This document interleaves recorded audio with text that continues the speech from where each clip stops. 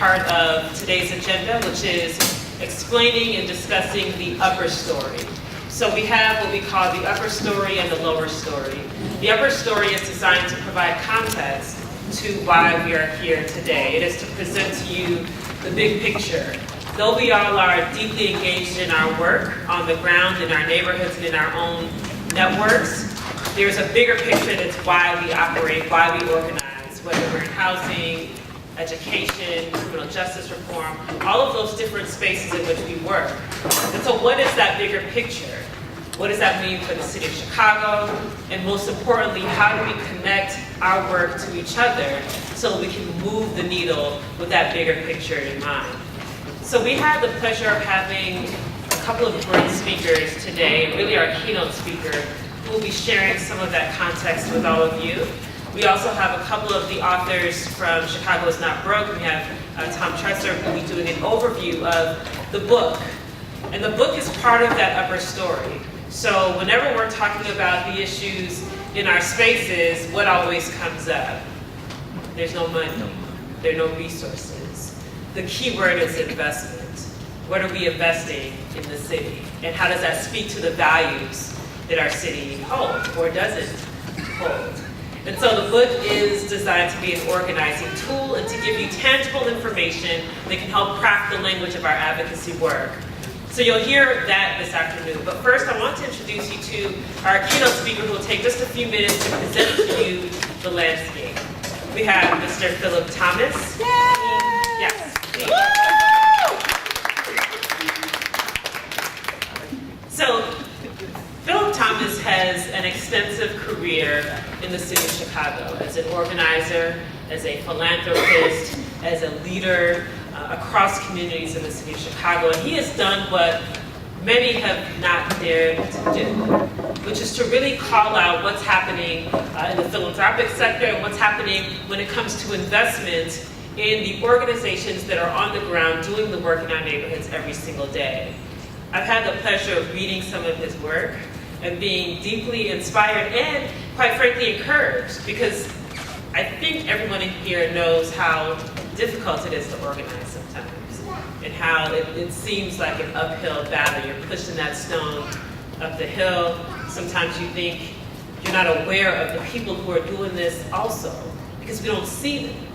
And so it's important that every now and then there are those beacons that we can see. People who are speaking the language that we speak in our networks every day, and who can encourage us that this is worth it.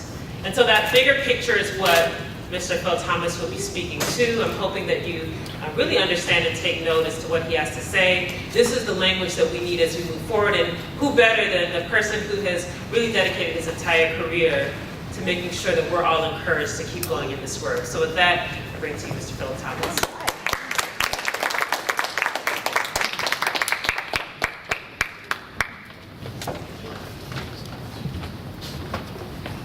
Thank you, Amara. Thank you, everyone. I did not recognize the person talked about in that introduction. That's cool.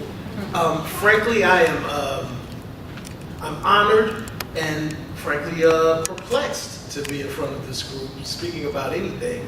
You all are the experts. Many of the people in this room are the people that I look up to learn about what's going on in the city, to learn the prescriptions about how to move our city forward. And so I'm humbled and pleased to be here, just because I love all these folks, and all this work is very important to me, particularly around the areas of restorative justice. And I think that is the moment we're in, and it's restorative justice. We use it in the framework, in the context of criminal justice system. But I think that term, that broad term, restorative justice, is what we want across all our sectors, whether it be housing, employment, or just our quality of life here in the city. I have to begin with this book and compliment everyone involved in this book. Everyone involved in this book. And reading it should be applauded. One of the things about the book is the title the title to me is the key to what is wrong in Chicago. Chicago is not broke. Why does that have to be the name of the book? Because we think Chicago is broke. Why do we think Chicago is broke? Because of propaganda. And a lot of what I want to talk today about is propaganda. Because we are enveloped in it. And we are stifled by it. And we are controlled by it. And we control ourselves based on false narratives. So that when truth comes along, that truth hits our false narrative and we have cognitive dissonance. We don't know what the hell to think now, and it pushes us into paralysis. And I'm also a fan of cliches and stuff, because I think cliches have a lot of truth in them. And I think that the older I get, the cliches of my parents resonate to me as the things that are the most true in life. You know, pick up after yourself, honor your word, show up on time. You know, that's really the corniest stuff, is the stuff of life.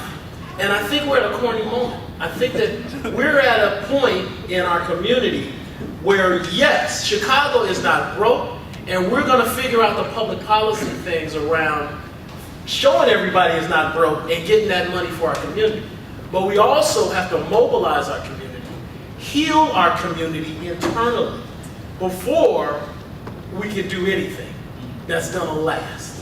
And I think everybody that's on the front line of dealing with our youth knows that there's psychic pain, that there is stuff that is not being dealt with our kids, and it's real. But the thing that's stopping us from dealing with that is this cognitive dissonance that comes from propaganda, and I want to talk about that briefly.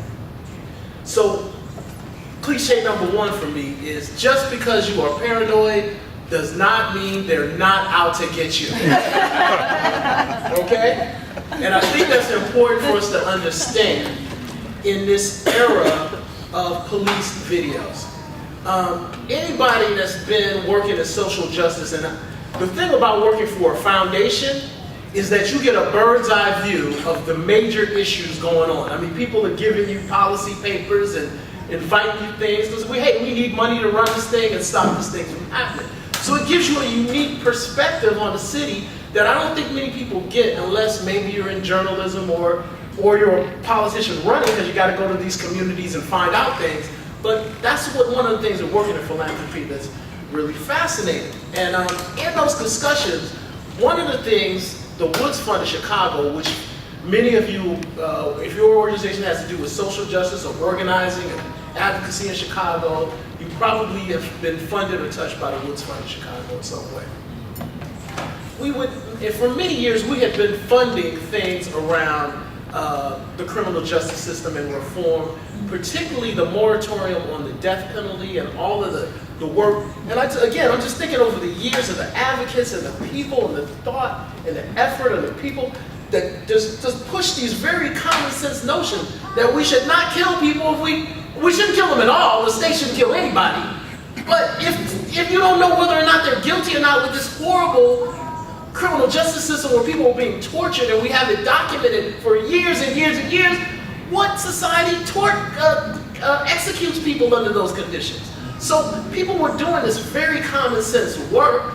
Why did it take so long? And why does it take so long for things to move? It's because of propaganda. Propaganda that we've all had for our whole lives about, for instance, what the black community is like. That it is just this place of violence continually, and that people are crazy, and we're not educated, and we don't care about being educated, and you can't, there are all these myths that seem realistic because there's a cacophony of them over the years that's influenced in our art. In every article you read, it's embedded in there. So things that counter to that are dissonant for us. The police videos changed all that, because things that all of us had said. The police are torturing us. They're shooting our kids in the back for nothing. That just didn't make sense to people. If you're an average kind of white person in the suburbs are not engaged, there's no reason for you to understand intellectually that your police force, which is with rational people in it, hey, my cousin's a cop or my whatever. There's no way to understand it. They're going around shooting people every day routinely with no repercussions. It wasn't until we had the video evidence that we could say to our friends and neighbors, we wasn't lying. But before then, it was like, you're overly sensitive. You've got this wrong. The problem is your black youth are crazy and out of control and they're super predators. That's what's going on here. And what I want to say to you right now about big picture is we are being driven so much by public policy and the choices we're making that we don't understand what they are. And philanthropy, unfortunately, has become part of that. Nationally in Chicago, there's some very pernicious stuff that shouldn't stop us from wanting to get the money from foundations, but to understand when we're searching for that money, what to do with it, and what is the proper posture of community and community groups, particularly those doing organizing and advocacy, towards funders. Don't give up your advocacy and your power for the money that you need, you think you need, and the source you think you have needed to get where you're going. My big picture theme for me right now is the black mass exodus from Chicago, which intellectually I see as the reverse black migration from the South. For those of you who don't know, by every measure, there's an out migration out of the inner city. The South and West sides are African Americans. I mean, it's stunning. It's only equaled by the inner migration into those same neighborhoods, first in the black migration, but then in the dropping of restrictive housing covenants that let people get out of Bronzeville and very restricted neighborhoods and go to other places. That trend is being reversed through public policy, but public policy is what made it start. And the reason I'm just saying a real big picture here. Chicago's South and West sides were populated by African Americans in the beginning and in the middle part of the last century, fleeing oppression, fleeing the Klan. Terrorism. The Klan terrorized them off their lands for their wealth. And then tax policies in Mississippi, Arkansas, Louisiana, Alabama let them, through different legal means, adverse possession or whatever, dormant tax rolls, take massive land from African Americans. Wealth, all right, was taken. And those people ran up here. So there was the push of the Klan, and then there was the pull of no jobs and economic development up here, the promise of that in our stockyards and in our industries. So what's the out-migration about? It's the same things in reverse. Ain't no jobs. The promise of that has been foreclosed. There's not here. And then the terrorism, your physical safety, is the same thing. We're running. When you ask somebody, well, why, girl, I got to get out of here, my sons is da-da-da, because of our physical safety. Are they being chased by the Klan? No. What kind of the police department?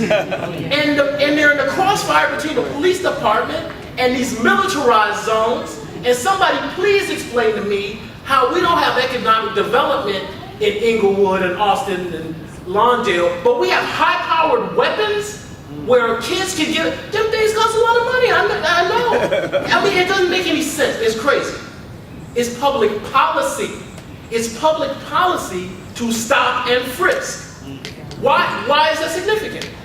There's a mathematical relationship between how many police contacts you have at the front end and how many people you have incarcerated, paying people's taxes downstate on the back end. It's financial, it's money. So Chicago is not broke. Our systems are not broke. People make a lot of money from this so-called broke situation.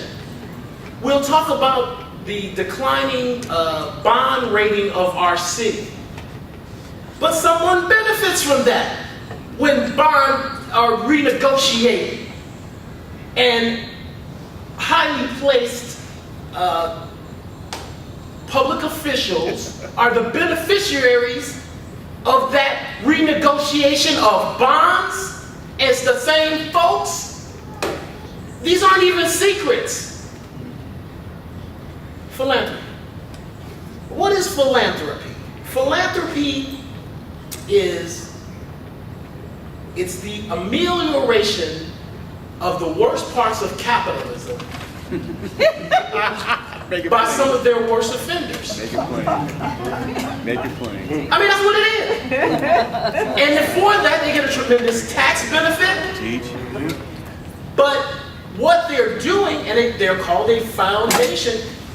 Foundations, they run a gamut from crazy right-wing, scary, to the Woods Fund on the other end. Scary to some. The vast middle are just kind of, they just fund things and they're kind of non-political. That's because it's about the status quo. We're trying to maintain, ameliorate, keep it cool. We're not trying to upend the status quo, rearrange the arrangements in society. That is not their objective. It may be our objective, but it is not theirs. And the reason, these sound like semantic things, but they're real things. Because when you have a budget of an organization, your budget is your priorities, right? It's your plan. And it is a reflection of what your organizational priorities were, whether that be a city or a nonprofit. When you are an organizing group or an advocacy group, the problem is your priorities have to be rock solid, integrity all the time, no matter where you get money from. Okay? And that's a hard walk to walk sometimes, especially in tough fiscal times. But it matters because there's an iron rule in community organizing, right? Don't do for others what they can do for themselves. If I'm organizing for them, right? Don't do for what they can do for themselves. Philanthropy violates that every time by design, by the way it is. Because what it's doing is, it says, philanthropy says, we can't do this without your money. And without your money, we can't do it. All right? So that's letting philanthropies incentives, prerogatives guide what you're going to do based on whatever. They don't have to be sinister motives. They just ain't yours. What's leading the horse? So you don't let them also determine your priorities year to year. You don't also determine who your leadership is. Philanthropy determines our leadership in a lot of ways. It's funding them. In an offhand way, it says, well, who to favor and what not to favor and who. We're just accepting that from a paradigm of powerlessness. And we have to get rid of that. Because the changing of that paradigm up here is the key for our whole transformation as a society, as a city, and taking this city back. It's a paradigm change. Chicago is not broke. Chicago has an embarrassment of riches, actually. Our tax base is incredible. One of the incredible things about Chicago as a city is, unlike other Rust Belt cities, it diversified its economy. So it's not Detroit, it's not one industry town, it's many industries, and many of those industries are global and growing. It's not that African Americans don't want to be part of that. We don't want to be part of the capitalist system. We're not doing it. I can rant, obviously, for a long time. But I want you to think about something. I grew up in Inglewood. And Inglewood, that I grew up in, it was the 60s and 70s, and it was a tough neighborhood. Right, Tim? Yes, sir. The Inglewood today isn't even there. And it's because of a paradigm of two things around community development. Some people think community development is this. There's this horrible, the broken windows and the dot, and we don't have this. We'll fix it. We'll clean it up. We'll get the best designers. Ba-ba-na-na, repent and not. Look at it. It's beautiful. We have community development. Okay, who lives there? That's right. Well, no, the residential demographics have changed. There's been some out-migration. But we have developed this community. Ain't it pretty? Ain't it da-da-da and everything? It's pretty. That's what some people think community development is. And I think those kind of people run this damn city. I, on the other hand, and I'm assuming I'm amongst my kindred, we think community development is the people. And that if we transform the people, they'll transform the buildings and they'll da-da-da. And that transformation isn't because they have some inherent pathology. It's because of our public policy, our legacies of that, our inability as a society to coalesce and change those historical discrepancies. But frankly, on us right now, with an election looming and stuff after the elections, it's on us to change this perception, to change our own minds about what's possible, and to move forward on the position of truth, and not this propaganda that says that we don't have wealth, we don't have a possibility out of this, and the only way we're going to develop Chicago's South and West Sides is if the current residents go somewhere. Instead of educating them as if you wanted them to be part of this society, instead of protecting their communities as if the people and not the buildings were the most important thing. That's right. And sharing the tax base and the wealth of this incredibly wealthy city to take care of the people who generate that damn wealth. Now I'm going to say, I'm sorry, this is the end of my remarks, but our thinking has to change. Last year there was a big march around the community thing, the police thing, and we're going up the street in Michigan, and there are clashes between people. That just blows my mind. We're clashing with each other. But we're doing that, we're going up the street, and I just remember the beautiful photo ops and everything, and fight the power. The hard work is figuring out police responsibility for real, and how it really works. And dropping the positions and making this thing happen, because there's been waves of this. But after the marching and stuff, there was a big celebration. And this celebration was at the promontory. Now, what I'm going to say about this, I got Mr. Tiff here, right? I don't see how you're all upset about, well, let me not do this. I don't Go ahead. Make it plain. Make it plain. Tips. Many years ago when I was working for both the Chicago Community Trust and the Woods Fund, I funded an organization run by a woman named Jackie Levy. Does anybody know Jackie Levy? Hi, Jackie Levy. Yes. Yes. Neighborhood Capital Budget Group. I love the Neighborhood Capital Budget Group. They talked about TIFs. They held the city accountable around transportation funding, all number of capital kind of things. They would go down every community meeting and basically give them hell, right?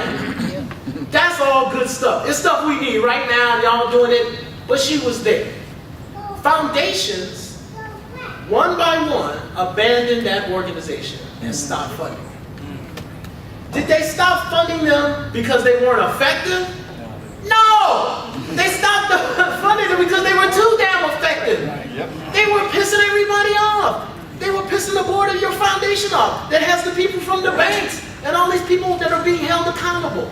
And I'm saying this to them, what do you expect? You expect these people to fund the change we need? No, they won't. But you can strategically get resources as you need them, just don't be run by it. Flip the game. Understand the use of those resources, the proper use of them, and don't make them your bread and butter. We don't have viable business districts in our community. Go up and down the west side of the major thoroughfares of the west side and the south side of Chicago, and they remain the way they've been over my entire 53 years of life. Underdeveloped, purposefully. And we have to deal with that. I mean, I funded nonprofits. We need some folk damn profits. We need to start businesses, feed and employ our own people now. So that's what it is.